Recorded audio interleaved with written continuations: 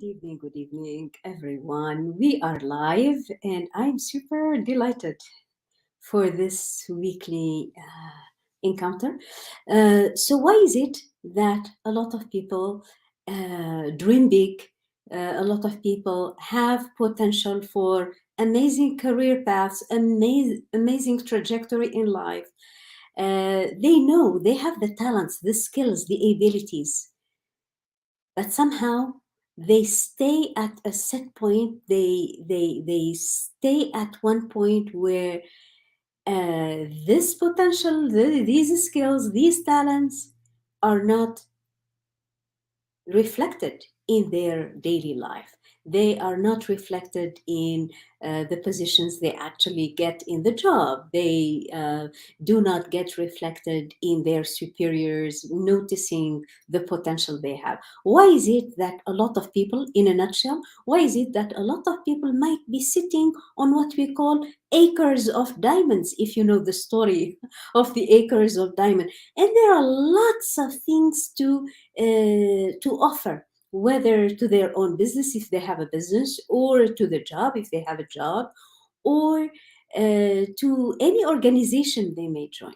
Yet they somehow find it difficult to achieve their full potential. Tonight, we are going to talk about this and why is it so difficult for some to close the gap between how much they know, how much they studied, how much they put in their mind, how much they're efforted, they received it through hard work and sacrifice, and all of us are the the outcome of the school of hard work and sacrifice.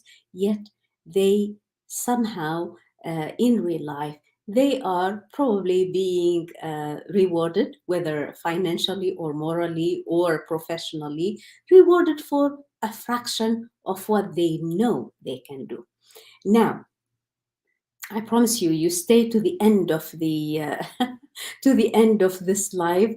You are going to get three ways, three tips, like that. If you execute, you are going to be able to really, kind of nip this issue in the bud and crack the code, so to speak, about why is it that I am not there yet where I belong. So let me see who are. Let me see who is in here with us tonight. Let's see. Yes.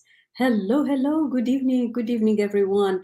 The Salams from Florida are back. Oh my God. Good evening, good evening. We missed you, lady. Hey, hey, hey. What do you think, Ziba, Muhammad Ibrahim? What do you think? Why is it that you say, that person is such a brilliant person? She has so much potential. She has so many bright ideas. That's a bright kid. And yet, um, you look at their trajectory in their career path or in their business, and it's not really reflecting the level that intellectually they have. Ziba, Muhammad Ibrahim, please exchange with me on this. Why?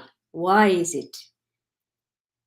I'm reading your comments, everyone. So hang in there. I am reading your comments and watching you for your interactions with me. So let's go. Let's go. Why is it? Hey, Janine is here, so let's interactions with me. So let's go. Okay, so I'll put. Okay, Asma Ben Gamra is here. Good evening, everyone. Marife is here. Yes. So exchange on me. Why is it? Why is it that? Why is it that some people you just to the point where you would say this is unfair? This is unfair. This person deserves, yet fails to get noticed, yet fails, and we always put it on, oh, he's not lucky, she's not lucky, she doesn't have connections, the economy is bad, Ziba says sometimes the dream remains a dream when it is not, I suppose, when it is not followed by action. So you think this person is not taking action. The person is hard worker. Is really, I'm not live on LinkedIn. Okay, let's see why.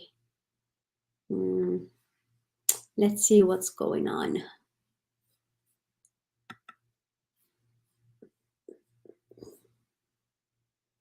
Let me just troubleshoot one.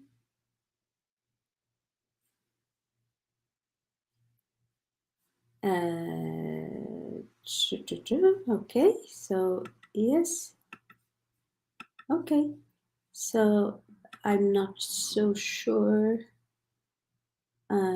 Isn't showing up on LinkedIn. This is really a known issue. They're working. They try ending and creating a new one. Just right. Okay. It looks like we are going to have to.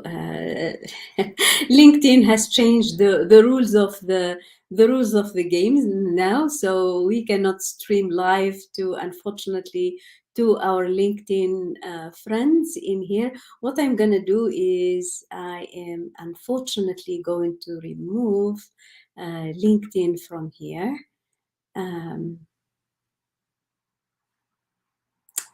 Yeah, we're gonna have to remove it. Sorry, friends on LinkedIn. So we will catch up with this and send them like a recorded thing. So hey everyone. So okay. Not in the right direction. We know it's there, but we don't know how to get it. Okay, Muhammad Ibrahim is here. Good evening. Ziba, lack of confidence and experience, no clear pathway and guidelines. So all of these are really good elements of answers. So we are talking about why is it that this is something we meet every day. You find or you meet in our daily life or at work or in our family, people who are absolutely fantastic. They are absolutely fantastic. They have a lot of knowledge, they have a lot of skills, a lot of talents, a lot of things to offer if given a chance. But why is it that they find it difficult to reach their full potential? Now this actually and I think confidence is an element, no clear pathways is another. Okay, so first of all, the no clear vision or no clear goal or no clear purpose in what this person is doing. It could be the person is what is called drifting. In Interview with the Devil, Napoleon Hill wrote an amazing book, and it is also available for free on YouTube, which is I think Interview with the Devil. And the devil said, acknowledges to Napoleon Hill. He asked him, why is it what do you do to to prevent people from reaching their goals? What do you do? He says, oh, this is my best piece. I keep them drifting, And he said, the devil said, I keep human beings drifting so as they never reach their goal or they reach small things. And the drifter, or he calls them the drifters, these are, people who are, somehow clear on their goal, but they go in this direction and they say, maybe I need to change direction, and they go here, and maybe I need another direction. Or they lose heart very quickly. They say, oh, I haven't reached my goal. It's been 6 months I've been trying and it's not happening. So maybe this is the wrong way and I'm going to change direction. So lack of persistence. So here we have lack of perseverance, lack of persistence in pursuing the goal.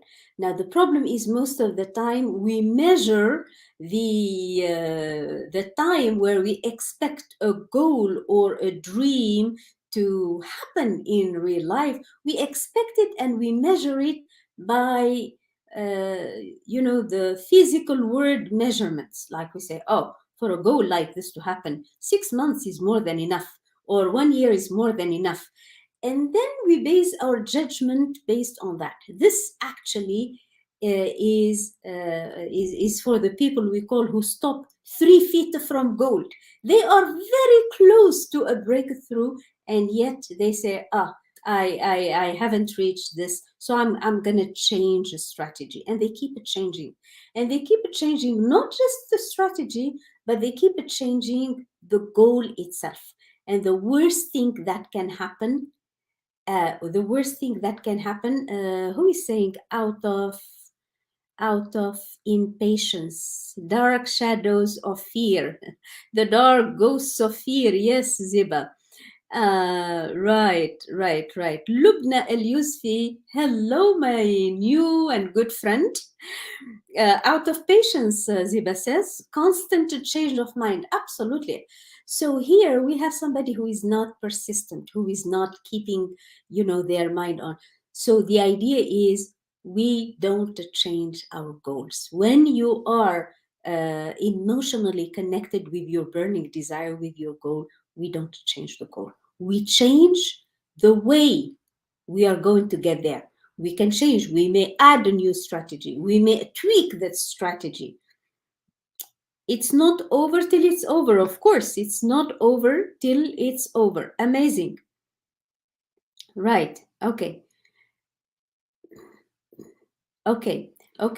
So I'm reading this. It's very, very interesting. Your comments in here. Yes. Not in the right direction, or maybe not pointed in the right direction. Now, what else? So constantly changing the goal, could be an issue, because that's an indicator of procrastination, of indecision. People who take decision, they take them fast, they take them in a millisecond, and they don't change them. You change, how you are going to get there, you change the strategy, you add the strategies, but we never change our goal. You see what I mean? So that's the first thing. What else? So drifting. The devil said we keep the humans drifting between a million things, so as they don't focus. Lack of focus. People who are not focused, and the goal is a bit, it's like it's not the ultimate thing for them. Yeah, I didn't reach my goal, then that's not a problem, right? So they keep changing the goals. What else? What are, so they keep it drifting, they are not so emotionally involved with their goals. What else? Okay. Hey, good evening. Aslam Ali, good evening. How are you? Hey. Hey, everyone. So we are talking about why is it that people could be really sitting on acres of diamonds, could be sitting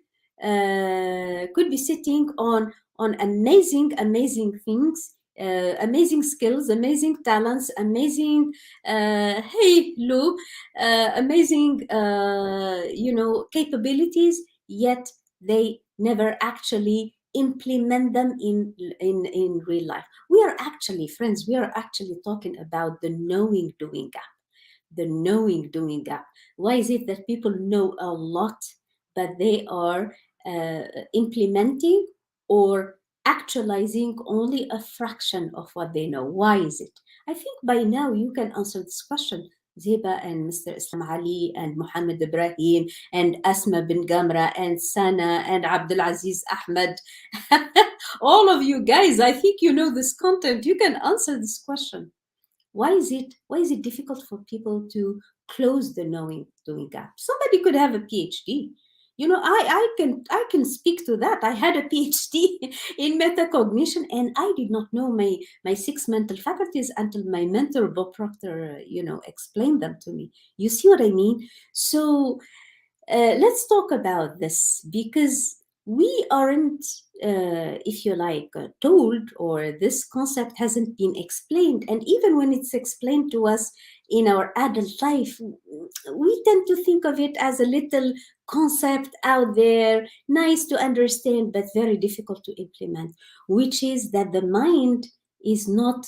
We think that we are what we are thinking. We think that we are the voice that's sitting in our mind. We think the voice that's telling us this is not the right time to go after that goal, or this is not the right time to do this or to do that. But actually, that voice that's sitting in there is not us. That voice that's sitting in our head is the voice of mental programming. It's the voice of the paradigms. It's the voice of all those beliefs and gremlins and habits and programs that were, kind of implanted in our subconscious mind, and that are now you know, controlling everything we do. So let's talk about that. Let's talk about why it isn't easy for people to close the knowing doing gap. So number one, the thing that we need to understand is that there are two parts to our mind. There is the conscious intellectual mind, and that's where you and I and everybody, we've gone to school, we've learned the stuff. So we put the books here, we put the books here, we put the studies here, we put everything, real life experience there, expertise in a specific field, we put it in there, and we tend to accumulate and accumulate and accumulate what we know. Does it mean we are going to wake up the next morning and start doing what we know what to do? I think you know the answer. The answer is no, not necessarily. Why? Intention not followed by implementation. I would say knowledge. Why isn't knowledge followed up by implementation, Ziba? Okay? Why isn't it knowledge, what we know how to do? I mean, you a lot of people, you tell them, oh, you can do so and so, and they say, yeah, I know, I know, I know, I know, I know, I know, I know. So people know, but their results are not even close to what they know how to do. Why? Okay, you see the question I'm asking in here. You see the question I'm asking here is that we know a lot, but we do very little. Why? It's called the knowing doing gap. And the moment we understand how, what are at least the two important parts of our mind, this is going to make so much sense, that you wonder why we are not being taught, or the kids are not taught this information at school.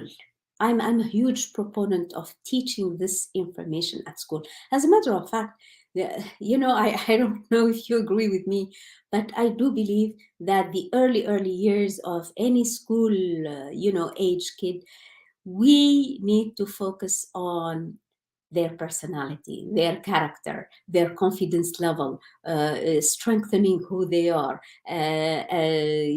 explaining to them, or making them familiar with who they are, with the capacities they have, and how to access them and how to use them.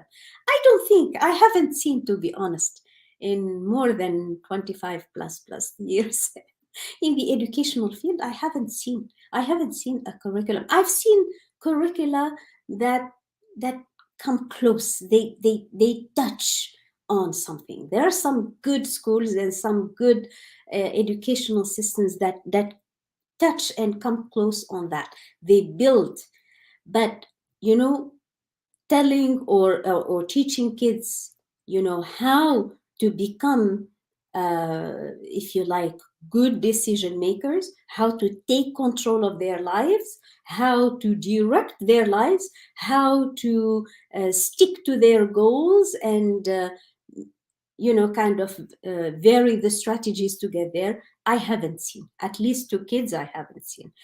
Let's see, lack of motivation and push. But where does motivation come from, Janine? Couldn't agree more. By educating our young on learning who they are and their uniqueness. Absolutely. You know, Today we ask kids, who are you? They tell you, my name is so and so. You tell them, who are you? They say, yeah, you can look at me, this is me.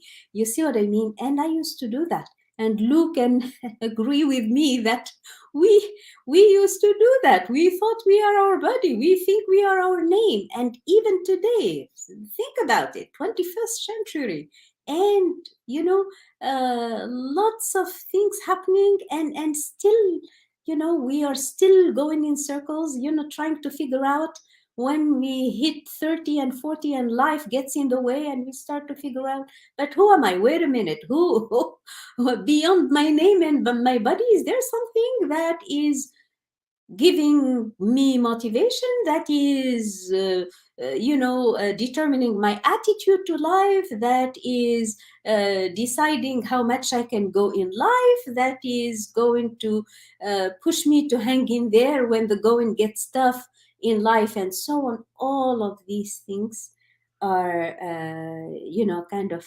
missing. So let's think about it this way. So if we take into, so first off, to close the knowing doing gap, we have one part of our mind, that is the conscious mind, that assembles all the information, all the knowledge, all the expertise, all the degrees, and everything. But guess what? That's not the part that is going to wake up first thing in the morning tomorrow and start implementing and start giving you the motivation to do what you know how to do. Far from it. The story is much more complicated than that.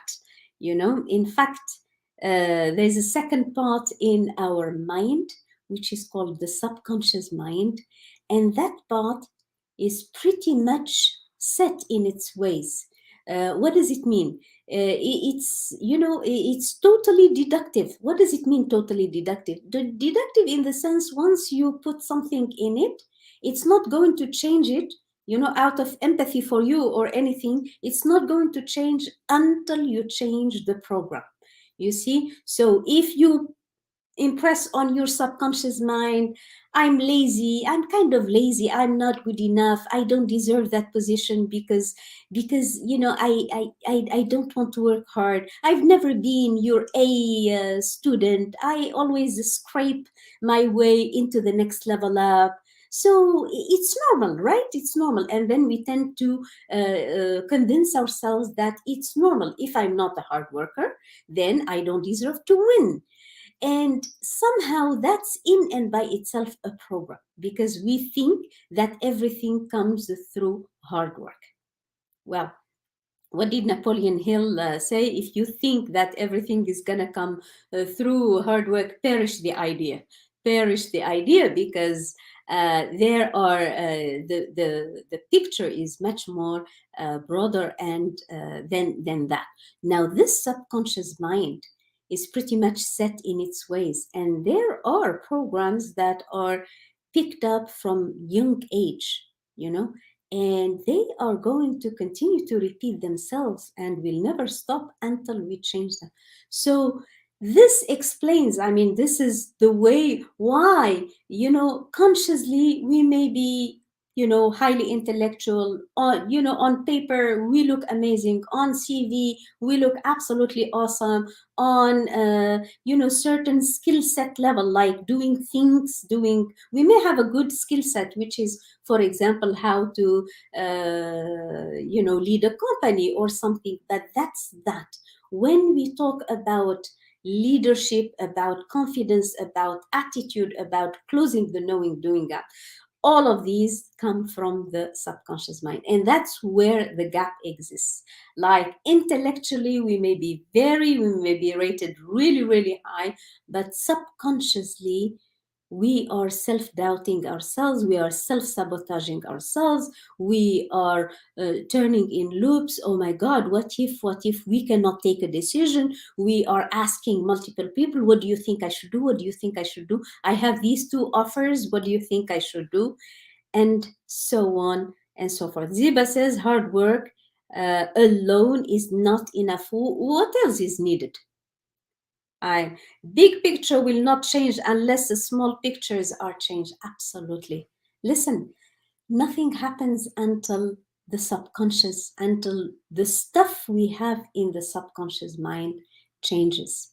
But first of all, I think a big piece in this is first acknowledging and first understanding what's in there in the first place. I did not know what was in my subconscious mind until somebody held the mirror and we reflected on what was it in there and why I was doing things in that way and receiving the same result and getting the same results, and over and over and over and over, until one day I said, enough, enough.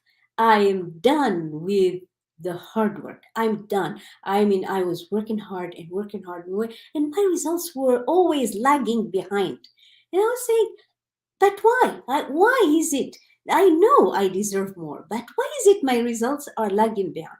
And now we are talking about a system, a device in our subconscious mind that is totally deductive. It doesn't empathize. It's not going to empathize with you and your story or anything. It's going to repeat everything. And if the story, and it's called the self-image. So self-image, as Dr.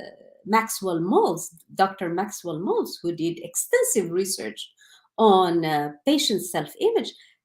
Self-image sets the boundaries of individual accomplishment. There's nothing we gonna hit in terms of accomplishments until we have a matching self-image.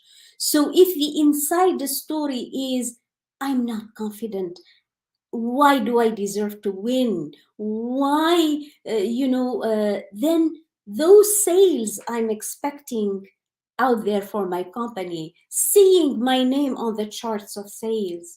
If we are talking about a kid, getting the A grade if we are a child, they're not going to happen. So, in fact, we are talking about closing the knowing doing gap by changing the story that is written, that is engraved, that is impressed on, if you like, our subconscious mind. You say, Nabila, tell us exactly how we do it. 3 steps. We're gonna need to know, we need to acknowledge, we need to understand, we need to find out.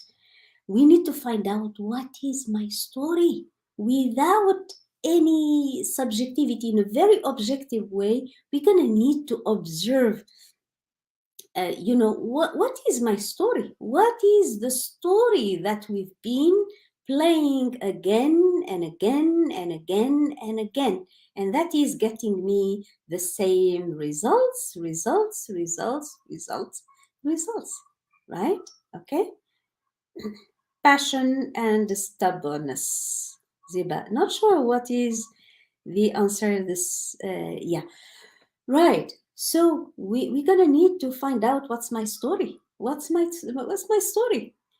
We're gonna need to write it down. This is serious stuff, my friends. This is serious stuff. We are looking at a massive a quantum leap in our results, we're gonna need to give ourselves the attention and the serious thought and the importance that we deserve. A lot of times I talk to and they say you need to journal a little bit to find out, the things in the. Nabila, I don't have the time. I don't have that kind of time. And oh my God, this is about you. If you are not going to give priority to yourself, who does? Who is going to do it? You see what I mean? So put yourself first. pay yourself first and just decide, I'm going to do this work. I'm going to be honest, and I'm going to do the work, whatever it takes to know, to go into the deep recesses of my subconscious and find out, figure out what's my story, what is limiting me, where is my set point. We say self image, it's like your set point, it's like your thermostat. If you have those devices at home, then it sets the level of heat or cold, exactly at that set point. And self-image is going to set our results. So we better understand the story. What is its impact on our sales? What is its impact on our career path? What is in its impact on our kids' results? This is huge. The concept of self-image and how it's going to be either an enabler, an empowerment factor, a factor that is going to propel our results, the results of our kids, if they understand really well this concept and we explain it to them in easy terms. And it's going to impact our sales, and it's going to impact, our results, as opposed to so what's going on in your story? What is the story you've been telling the world, and that has been keeping you at a set point of results? Repeating the same thing, getting the same thing, and over and over and over and over again. And by the time we realize, oh, but there are patterns in my life, it could be too late. And some people, by the way, I run a poll on LinkedIn, and I said, what's the perfect age? What's the ideal age for making a quantum leap or changing doing a change in your career path? And the majority said that after 45 you cannot change your career path. And this is very, very, very interesting, because it tells about a belief about where and when can we engineer a career change. And in fact, uh, the KFC gentleman, he started the KFC business at 75, and we have lots of stories. You can have billionaires at 21, like Bill Gates, uh, and you can have people who started it's just society that has conditioned us to think the career path should be this way, and then you develop into this way, and then you become this, and then there is a retirement, and then end of story. So and I find it quite provocative, because the other day also I posted, and it received a lot of attention. I posted a simple post, and I said, it's okay to take a sharp left or sharp right, or even a U-turn. This is your life, for God's sake. And it received a lot of attention and a lot of likes and comments. And it's true, I do believe that. Now, listen, if I can do it, you can do it. At 43, I said, yeah, thank you, not for me. I'm not going to stay in the government job and the paycheck at the end of the month. And I decided to change my story. 43. And some people say, oh, that's not very responsible, that's irresponsible. How can you take such a decision at 43, and you had 2 kids and life and everything, and it's your life. It's your life. You do whatever you love doing with it, period. End of story.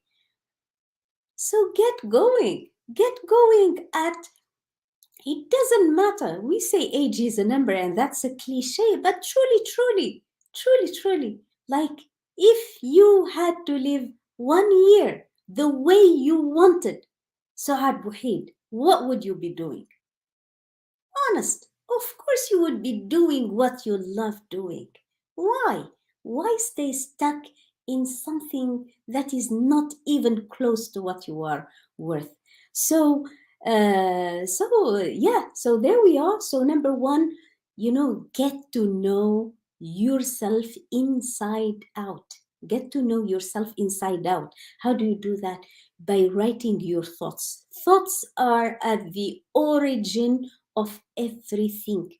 Thoughts are at the origin of everything. So when you catch these thoughts, when you start putting these thoughts, on paper, they're going to start making sense, and you start seeing patterns. Say, when I do this, I get this. When I start thinking like this, I get like this. And when every time I start thinking about changing a job, the voice in my head, tells me, no, we cannot do that because, and so and so.